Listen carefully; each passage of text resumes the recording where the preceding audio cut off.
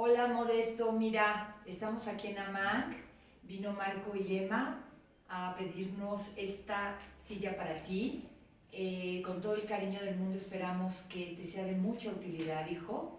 Échale muchas ganas y verás que esto va a ser un transporte en tu vida para que hagas más cosas.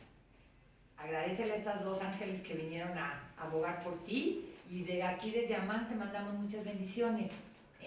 Hasta luego, Modesto. ¿Ustedes quieren decir algo? Licenciada, muchas gracias por su apoyo.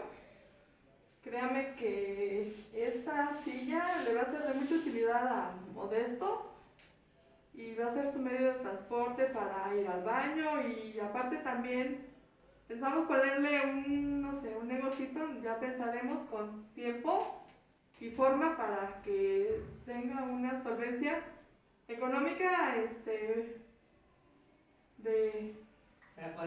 para poderse sostener y poder apoyar a su familia. Y yo sé que tú eres una persona útil, Modesto, y todavía tienes otra oportunidad para estar bien. Sí, quiero que sepas, Modesto, que mucha gente está contigo. Queremos que salgas adelante como lo has hecho en últimas fechas. Has mostrado una fortaleza diferente, te vemos más fuerte, te vemos con mucho ánimo y esperemos que esta silla pueda darte ese impulso que necesitas para salir adelante. Con muchas felicidades y muchas gracias a Mank Hidalgo. Amán con Modesto. Muchas Amán gracias. con Modesto.